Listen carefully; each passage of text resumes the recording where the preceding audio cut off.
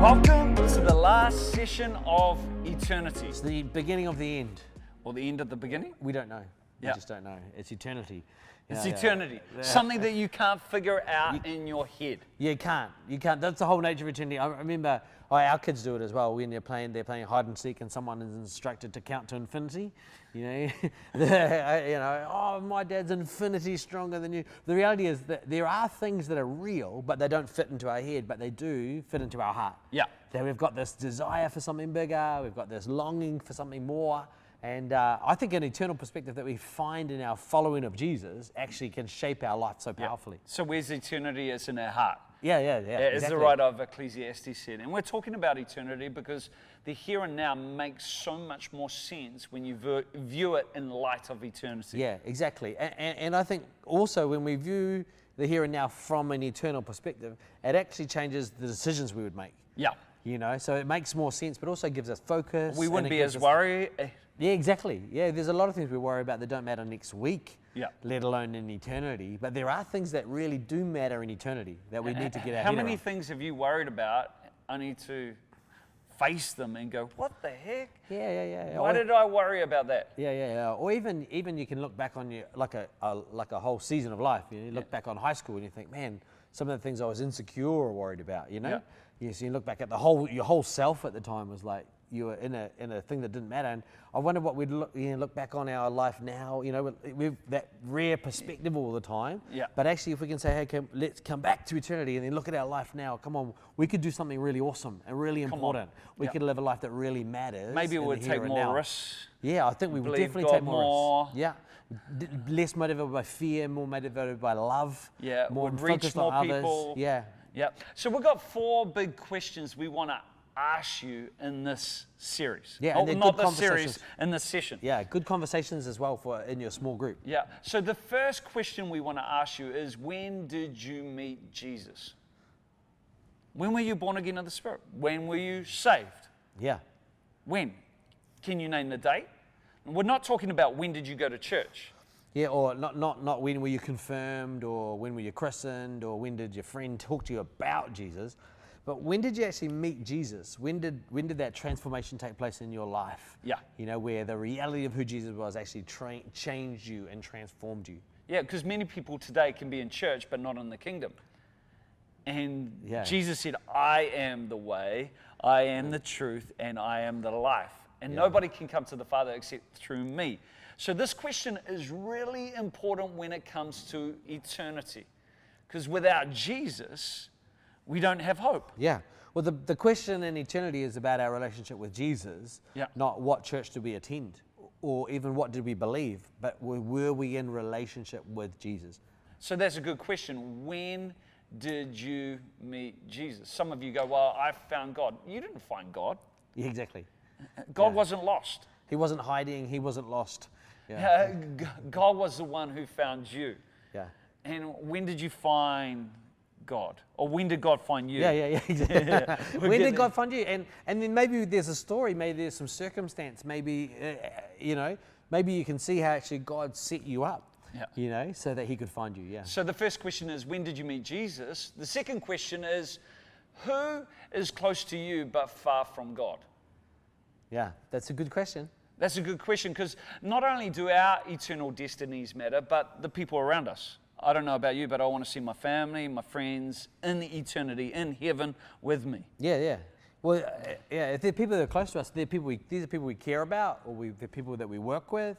And I don't know what it looks like. What does it look like if we really bring an eternal perspective to the way we relate to people? Yeah. The way we relate to our neighbors, even the way we greet new people that we haven't ever met before. Yeah. They're not necessarily our best friends, but they're right in front of us. Yeah. You know, are we operating in those relationships with an honest eternal perspective, or are we just going day to day?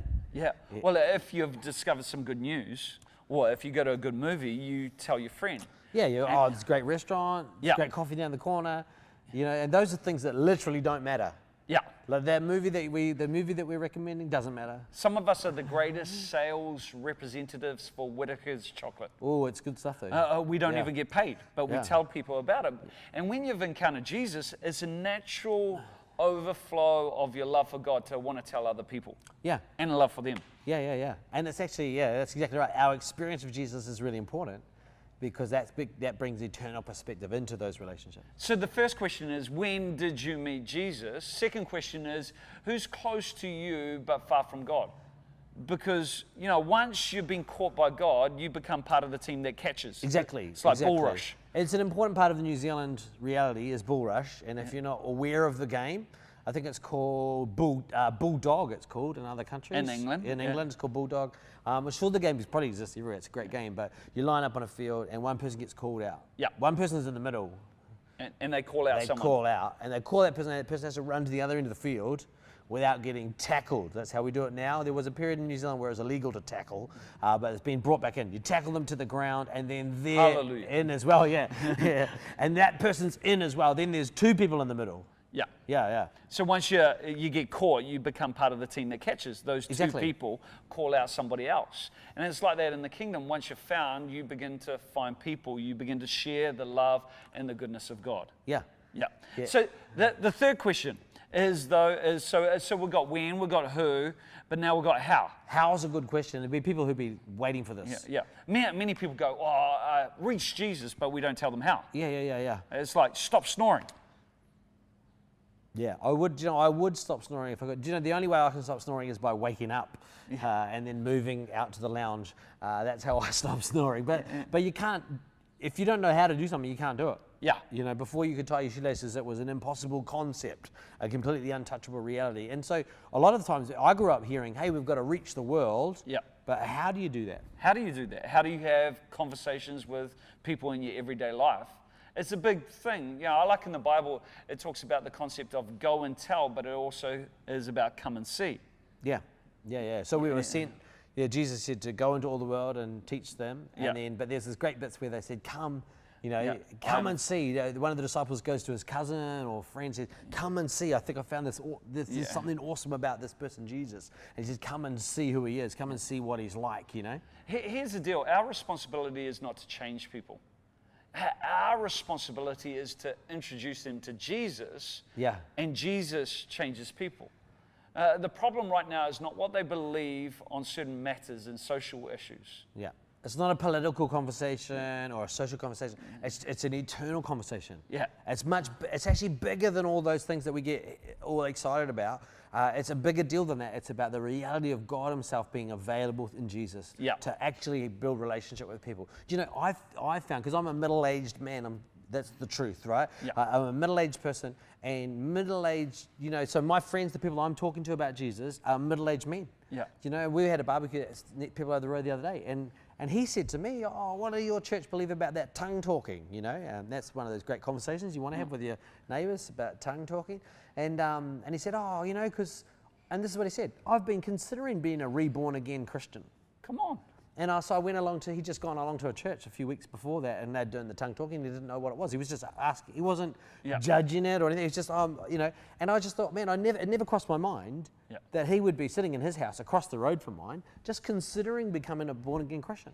Yeah. We've got to live with the perspective that everyone's looking for Jesus. It's just that they're looking in the wrong places. Yeah. They're looking to a career, they're looking to relationships, money, material possessions. Because God's put eternity in their heart. Yeah. So they're longing for it. They're looking for it, and and they think they found it sometimes, or they think they haven't. But we've got this thing. We've met this guy, Jesus. Yeah, and we just need to introduce them to Jesus. Yeah. And Jesus changes their lives. The last question, which is a big question, is what if? What if? Have you ever played out scenarios in your head? What if that happened? What if that happened? Yeah. Or if you have a near miss, Yeah. like a near miss in the car, and you think, oh, Slammed on the brakes. it's a scary thought. This is a scary thought. Yeah. It's a scary thought, but it's a real thought. You're alive up until the point that you're dead, and then after that, you're not alive anymore. Yeah. One life. Yeah. And the difference, the difference between someone being alive and then someone now dead, you can sit it in the hospital and watch it. And someone's alive, and they're alive, and they're alive, Heart beating. and they're alive, and then they're not. And that's an eternal perspective. we're not here forever. We're here for now. Yeah. You know, and God the Master's given us stuff. Yeah. That's what we've been talking about for 3 weeks. He's put us somewhere. We're here in the country that we're in, and the neighborhood we're in, with the talents, abilities that we're in, and we're here for a time, and then at some point we're not here. Yeah. You know, and the question is, what if? You know, are we ready for Eternity? Are we ready to give an account? What if life stopped? Now, If what you if knew, what if something- you knew the time? Yeah. If you knew it was next Wednesday, would it be different? Would you live different between now and next Wednesday? Maybe you wouldn't, maybe you would. Would you share with your friends? Yeah. Would you tell your neighbor? Would you worry about how big your butt looked in those jeans? Do you know what I mean? Like, there's some things we'd stop worrying about. There's some things we'd start worrying about. Yeah. If we knew it was next Wednesday. But the reality is we don't know that it's next Wednesday, but we know that it's sometime, at some point in the future, we're not here. Yeah. Another what if is, what if you never found Jesus? Where would your life be now? I challenge to say that everything good in your life that's happening right now is as a result of knowing Jesus. Yeah. I had this conversation this morning with someone. Wow. He was talking about his sister. And he said, the difference between my sister and me, the only difference is that I met Jesus. And he just says all of the things that have happened in his life, that he's been able to deal with his past, he's been able to deal with difficulties, she's not been able to. You know, and he said the only difference is that I met Jesus. And he just says, he said the same thing this morning. What if I never had? What if I'd never found God? What if I'd never Wow. come into relationship with him? And him is really, what if no one had invited me? What if no one had introduced him to Jesus? Because someone did. You know, he was involved in a youth group. Someone brought him along to it. Someone said, come to this thing. It's cool fun. And there's the reality of God's there. It's funny because eternity brings this sense of urgency Yeah.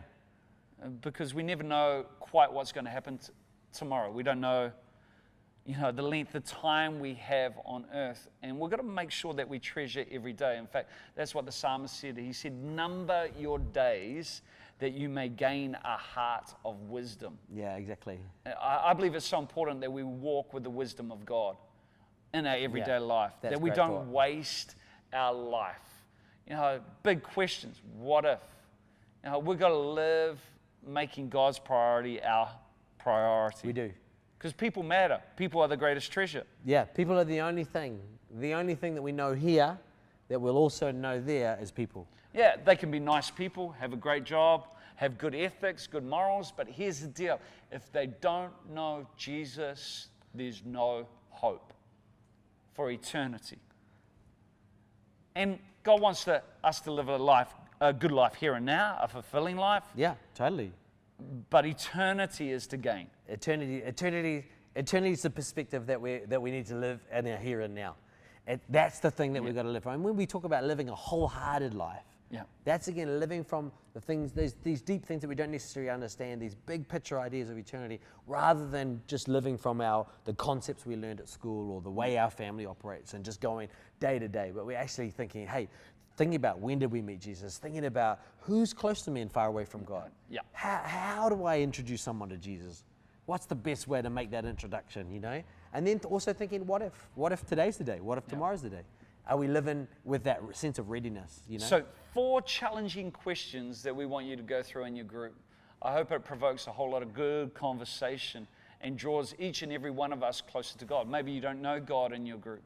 Maybe you've never had an encounter with Jesus. Ask somebody about that because they can introduce you to Him. It will change your life here and now, but it will change it also forever. So how about you have those discussions? Hope you enjoyed this series. God bless you.